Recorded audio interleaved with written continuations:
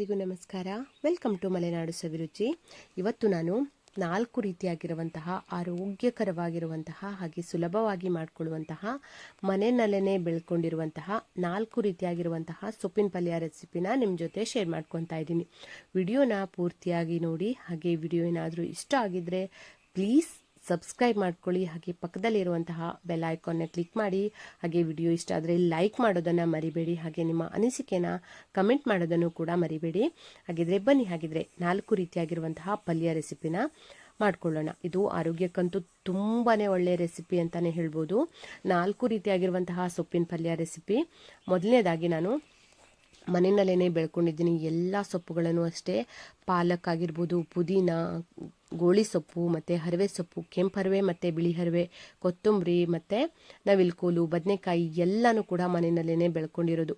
ಎಲ್ಲ ಸೊಪ್ಪುಗಳು ಕೂಡ ತುಂಬಾ ಚೆನ್ನಾಗಿ ಬಂದಿದೆ. ಇವತ್ತು ಮೊದಲನೇ ರೆಸಿಪಿ ಗೋಳಿ ಸೊಪ್ಪಿನ ಪಲ್ಯ. ಗೋಳಿ ಸೊಪ್ಪು ಅಂದರೆ ಆರೋಗ್ಯಕ್ಕೆ ತುಂಬಾ ಒಳ್ಳೆಯದು. ಇದರ ಪಲ್ಯ ರೆಸಿಪಿನ ಮತ್ತು ಇದರ ಇಂಗ್ರೀಡಿಯೆಂಟ್ಸು ಮತ್ತು ಇದು ಏನು ಉಪಯೋಗ ಅನ್ನೋದನ್ನು ನಾನು ಡಿಸ್ಕ್ರಿಪ್ಷನಲ್ಲಿ ಕೊಟ್ಟಿರ್ತೀನಿ. ಯಾರಿಗಾದರೂ ಇಂಟ್ರೆಸ್ಟ್ ಇದ್ದರೆ ಒಂದ್ಸರಿ ಚೆಕ್ ಮಾಡ್ಕೊಳ್ಳಿ. ಮೊದಲನೇದಾಗಿ ಗೋಳಿ ಸೊಪ್ಪನ್ನ ಸ್ವಲ್ಪ ಎಳೆತಿರ್ಬೇಕಾದ್ರೆ ಈ ರೀತಿಯಾಗಿ ಮುರಿದು ತಗೊಂಡಿದ್ದೀನಿ. ಈಗ ಇದು ನೋಡಿ ಎಷ್ಟು ಚೆನ್ನಾಗಿ ಬಂದಿದೆ ಸೊಪ್ಪು ಅಂತ.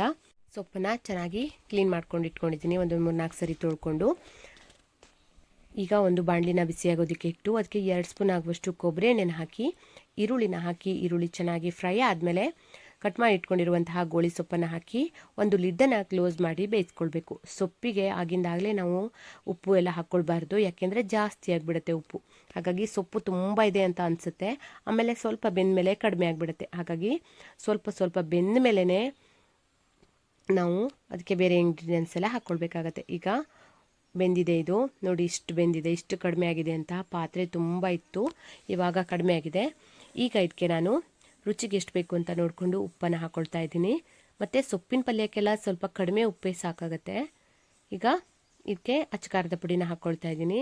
ಇದಕ್ಕೆ ಮಸಾಲೆ ರುಬ್ಬಿ ಹಾಕಿ ಕೂಡ ಪಲ್ಯ ಮಾಡ್ಕೊಳ್ಬೋದು, ಅಥವಾ ಈ ರೀತಿಯಾಗಿ ಸಿಂಪಲಾಗಿ ಕೂಡ ಪಲ್ಯ ಮಾಡ್ಕೊಳ್ಬೋದು. ಈಗ ಉಪ್ಪು ಮತ್ತು ಖಾರದ ಪುಡಿ ಹಾಕಿದ್ಮೇಲೆ ಮತ್ತೆ ಒಂದು ಲಿಡ್ಡನ್ನು ಕ್ಲೋಸ್ ಮಾಡಿ ಬೇಯಿಸ್ಕೊಳ್ತಾ ಇದ್ದೀನಿ. ಇದು ಸ್ವಲ್ಪ ಬೆಂದ ಮೇಲೆ ಇದಕ್ಕೆ ಒಂದು 2-3 ಟೇಬಲ್ ಸ್ಪೂನ್ ಆಗುವಷ್ಟು ಹಸಿ ತೆಂಗಿನ ತುರಿನ ಹಾಕಿ ಚೆನ್ನಾಗಿ ಇದನ್ನ ಬೇಯಿಸ್ಕೊಂಡ್ಬಿಟ್ರೆ ಪಲ್ಯ ರೆಡಿ.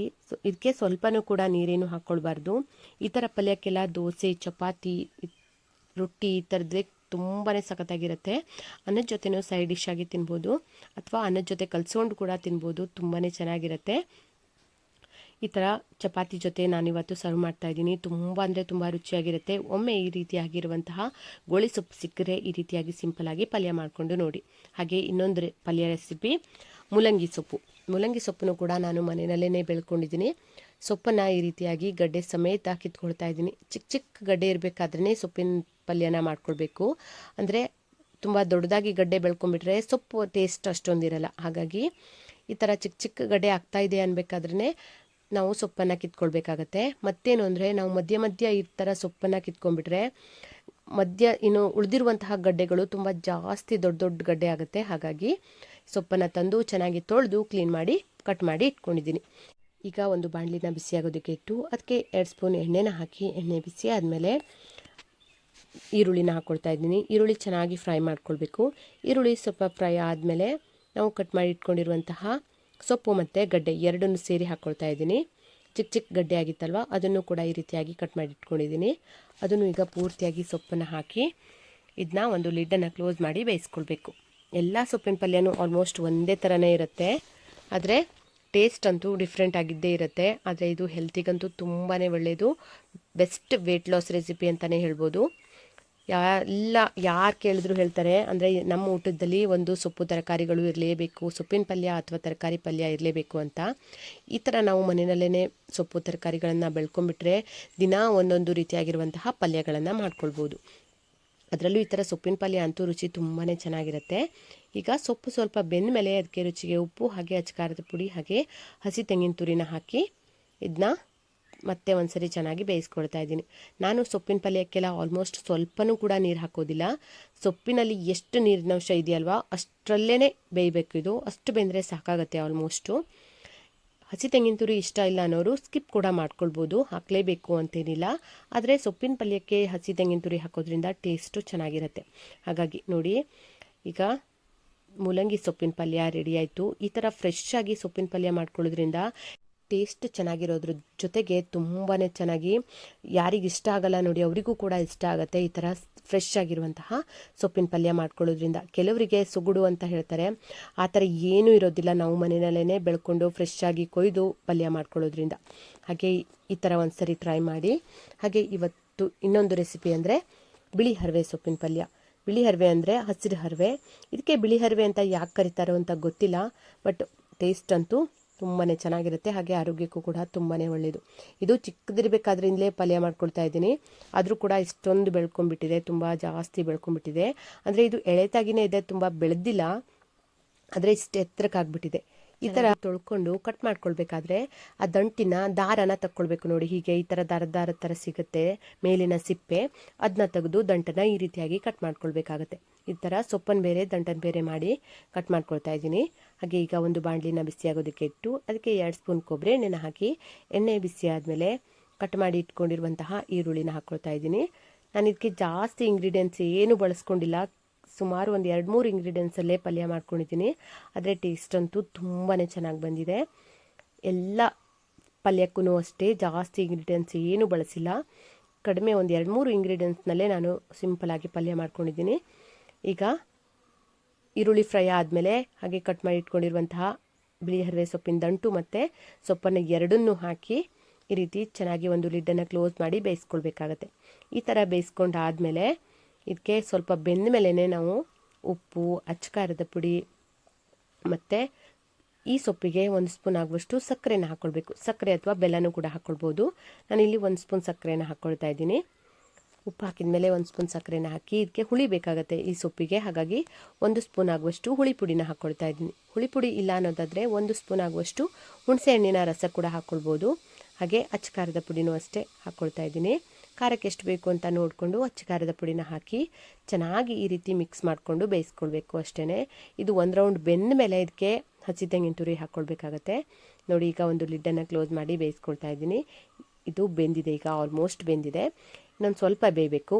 ಇನ್ನೊಂದು ಸ್ವಲ್ಪ ಬೇಯಬೇಕು ಅನ್ನುವಷ್ಟರಲ್ಲಿ ಇದಕ್ಕೆ ಒಂದು 2 ಟೀ ಸ್ಪೂನ್ ಆಗುವಷ್ಟು ಹಸಿ ತೆಂಗಿನ ತುರಿನ ಹಾಕ್ಕೊಳ್ತಾ ಇದ್ದೀನಿ. ತೆಂಗಿನ ತುರಿ ಹಾಕಿದ ಮೇಲೆ ಮತ್ತೆ ಒಂದ್ಸರಿ ಚೆನ್ನಾಗಿ ಮಿಕ್ಸ್ ಮಾಡಿಕೊಂಡು ಕುದಿಸ್ಕೊಂಡ್ರೆ ತುಂಬಾ ರುಚಿಕರವಾಗಿರುವಂತಹ ಬಿಳಿ ಹರವೆ ಸೊಪ್ಪಿನ ಪಲ್ಯ ಕೂಡ ರೆಡಿ ಆಯಿತು. ಈ ಥರ ಮೊಸರನ್ನ ಜೊತೆ ಬಿಳಿ ಹರವೆ ಸೊಪ್ಪಿನ ಪಲ್ಯ ಹಾಕ್ಕೊಂಡು ತಿಂತಾ ಇದ್ರೆ ನಿಜವಾಗ್ಲೂ ತುಂಬ ಅಂದರೆ ತುಂಬಾ ಚೆನ್ನಾಗಿರುತ್ತೆ. ದೋಸೆ, ಚಪಾತಿ, ರೊಟ್ಟಿ ಯಾವುದ್ರ ಜೊತೆಗಾದರೂ ತಿನ್ಬೋದು, ತುಂಬಾ ಚೆನ್ನಾಗಿರುತ್ತೆ. ಆರೋಗ್ಯಕ್ಕೂ ಕೂಡ ತುಂಬಾ ಒಳ್ಳೆಯದು. ಈ ರೀತಿಯಾಗಿ ಬಿಳಿ ಹರವೆ ಸೊಪ್ಪಿನ ಪಲ್ಯನ ಟ್ರೈ ಮಾಡಿ. ಹಾಗೆ ಇನ್ನೊಂದು ಪಲ್ಯ ರೆಸಿಪಿ ಅಂದರೆ ಕೆಂಪು ಹರವೆ.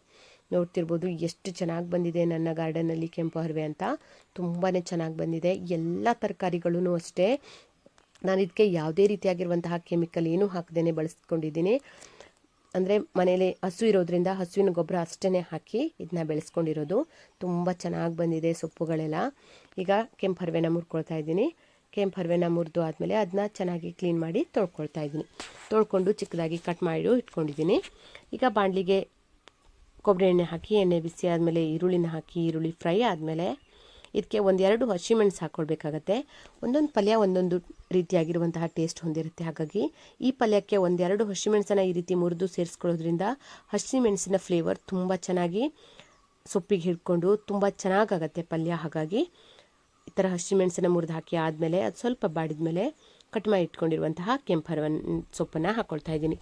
ಈ ಕೆಂಪು ಹರವೆ ಸೊಪ್ಪಿನಲ್ಲಿ ಪೋಷಕಾಂಶ ತುಂಬಾ ಜಾಸ್ತಿ ಇದೆ. ಕೆಂಪು ರಕ್ತ ಕಣ ಹೆಚ್ಚಾಗಿ ನಮಗೆ ಅನಿಮಿಯಾ ಬರೋದಿಲ್ಲ. ಹಾಗೆ ವಿಟಮಿನ್ ಎ ಇರೋದ್ರಿಂದ ಕಣ್ಣಿಗೆ ಒಳ್ಳೆಯದು. ಹಾಗೆ ಕ್ಯಾಲ್ಶಿಯಂ ಇರೋದ್ರಿಂದ ಬೋನಿಗೂ ಕೂಡ ತುಂಬಾ ಒಳ್ಳೆಯದು. ಈ ಸೊಪ್ಪನ್ನು ನಾವು ವಾರದಲ್ಲಿ 2-3 ಸರಿ ಮಾಡ್ಕೊಂಡು ತಿಂದರೂ ಕೂಡ ತುಂಬಾ ಬೆಸ್ಟ್ ಬೆನಿಫಿಟ್ಸ್ ಸಿಗುತ್ತೆ ಅಂತ ಹೇಳ್ಬೋದು. ಈಗ ಸೊಪ್ಪನ್ನು ಒಂದು ಸ್ವಲ್ಪ ಬೇಯಿಸ್ಕೊಂಡು ಇದಕ್ಕೆ ರುಚಿಗೆ ಎಷ್ಟು ಬೇಕು ಅಂತ ನೋಡಿಕೊಂಡು ಉಪ್ಪನ್ನು ಹಾಕ್ಕೊಳ್ತಾ ಇದ್ದೀನಿ. ಹಾಗೆ ಅಚ್ಚಕಾರದ ಪುಡಿ, ಇದು ಹಸಿಮೆಣಸು ಅಷ್ಟೇ ಹಾಕಿ ಕೂಡ ಮಾಡ್ಕೊಳ್ಬೋದು, ಅಥವಾ ಖಾರಕ್ಕಿಂತ ಸ್ವಲ್ಪ ಜಾಸ್ತಿ ಬೇಕು ಅನ್ನೋಂಗಿದ್ರೆ ಅಚ್ಚಕಾರದ ಪುಡಿನ ಹಾಕ್ಕೊಳ್ಬೋದು. ನಾನಿಲ್ಲಿ 2 ಸೇರಿಸಿ ಹಾಕ್ಕೊಳ್ತಾ ಇದ್ದೀನಿ. 2 ಸ್ಪೂನ್ ಆಗುವಷ್ಟು ಅಚ್ಚಕಾರದ ಪುಡಿನ ಹಾಕ್ಕೊಂಡಿದ್ದೀನಿ. ಹಾಗೆ ಒಂದು ಅರ್ಧ ಟೀ ಸ್ಪೂನ್ ಆಗುವಷ್ಟು ಹುಳಿ ಪುಡಿನ ಹಾಕ್ಕೊಂಡಿದ್ದೀನಿ. ಈ ಹರವೆ ಸೊಪ್ಪಿಗೆ ಹುಳಿ ಮತ್ತು ಸಿಹಿ ಬೇಕೇ ಬೇಕಾಗತ್ತೆ. ಹಾಗಾಗಿ 1 ಟೀ ಸ್ಪೂನ್ ಆಗುವಷ್ಟು ಸಕ್ಕರೆನ ಹಾಕ್ಕೊಳ್ತಾ ಇದ್ದೀನಿ. ಸಕ್ಕರೆ ಬೇಡ ಅಂದರೆ ಬೆಲ್ಲ ಕೂಡ ಹಾಕ್ಕೊಳ್ಬೋದು. ಹಾಗೆ ಒಂದು 2-3 ಟೇಬಲ್ ಸ್ಪೂನ್ ಆಗುವಷ್ಟು ಹಸಿ ತೆಂಗಿನ ತುರಿ. ನನ್ನ ಪಲ್ಯಕ್ಕಂತೂ ಹಸಿ ತೆಂಗಿನ ತುರಿ ಇದ್ದೇ ಇರುತ್ತೆ, ಯಾಕೆಂದರೆ ನನಗೆ ಪಲ್ಯಕ್ಕೆ ಈ ಥರ ಹಸಿ ತೆಂಗಿನ ತುರಿ ಹಾಕೋದು ತುಂಬಾ ಇಷ್ಟ, ತಿನ್ನೋದಕ್ಕೂ ಕೂಡ ರುಚಿ ಇರುತ್ತೆ. ಹಾಗಾಗಿ ನಿಮಗೆ ತೆಂಗಿನ ತುರಿ ಹಾಕೋದು ಇಷ್ಟ ಇಲ್ಲ ಅನ್ನೋದಾದರೆ ಅದನ್ನು ಕೂಡ ಸ್ಕಿಪ್ ಮಾಡ್ಕೊಳ್ಬೋದು. ಈಗ ಈ ಥರ ಮಾಡಿ ಪೂರ್ತಿಯಾಗಿ ನೀರು ಆರೋ ತನಕ ಬೇಯಿಸ್ಕೊಂಡ್ಬಿಟ್ರೆ ತುಂಬಾ ರುಚಿಕರವಾಗಿರುವಂತಹ ಸೊಪ್ಪಿನ ಪಲ್ಯ, ಹರಿವೆ ಸೊಪ್ಪಿನ ಪಲ್ಯ ರೆಡಿ. ಯಾವುದೇ ಸೊಪ್ಪನ್ನಾದರೂ ಅಷ್ಟೇ ಸಿಕ್ಕಾಪಟ್ಟೆ ಬೇಯಿಸ್ಕೊಳ್ಬಾರ್ದು, ಈ ಥರ ಸ್ವಲ್ಪ ಹಸಿಯಾಗಿಯೇ ಇರಬೇಕಾಗತ್ತೆ. ಇದು ಅನ್ನಕ್ಕೆ ಹಾಗೇನೂ ಕೂಡ ಕಲಿಸ್ಕೊಂಡು ತಿನ್ಬೋದು, ಅಥವಾ ಯಾವುದಾದ್ರೂ ಗೊಜ್ಜು ತಂಬಳಿ ಜೊತೆಗೂ ಕೂಡ ತಿನ್ಬೋದು, ತುಂಬಾ ಚೆನ್ನಾಗಿರುತ್ತೆ. ಈ ರೀತಿಯಾಗಿ ಸೊಪ್ಪಿನ ಪಲ್ಯಗಳನ್ನು ಟ್ರೈ ಮಾಡಿ ಹೇಗೆ ಬಂತು ಅಂತ ನನಗೆ ಕಮೆಂಟ್ ಮಾಡಿ ತಿಳಿಸಿ. ಹಾಗೆ ಈ 4 ಆರೋಗ್ಯಕರವಾದ ಸೊಪ್ಪಿನ ಪಲ್ಯ ರೆಸಿಪಿಗಳು ನಿಮಗೆ ಇಷ್ಟ ಆಗಿದೆ ಅಂದ್ಕೊತೀನಿ. ಇಷ್ಟ ಆಗಿದ್ದರೆ ಪ್ಲೀಸ್ ಒಂದು ಲೈಕ್ ಕೊಡಿ. ಹಾಗೆ ಇದೇ ತರಹ ಆರೋಗ್ಯಕರವಾಗಿರುವಂತಹ ಅಡುಗೆಯ ವಿಡಿಯೋಗಳನ್ನು ನೋಡೋದಕ್ಕೆ ನನ್ನ ಚಾನಲ್ನ ಮಲೆನಾಡು ಸವಿರುಚಿನ ಸಬ್ಸ್ಕ್ರೈಬ್ ಮಾಡ್ಕೊಳ್ಳಿ. ಹಾಗೆ ಪಕ್ಕದಲ್ಲೇ ಇರುವಂತಹ ಬೆಲ್ ಐಕಾನ್ನ ಕ್ಲಿಕ್ ಮಾಡಿ. ನಾನು ಹಾಕುವಂತಹ ಪ್ರತಿಯೊಂದು ವಿಡಿಯೋದು ನೋಟಿಫಿಕೇಷನ್ ನಿಮಗೆ ಬರುತ್ತೆ. ಮುಂದಿನ ವಿಡಿಯೋದಲ್ಲಿ ಮತ್ತೆ ಸಿಗ್ತೀನಿ. Thank you.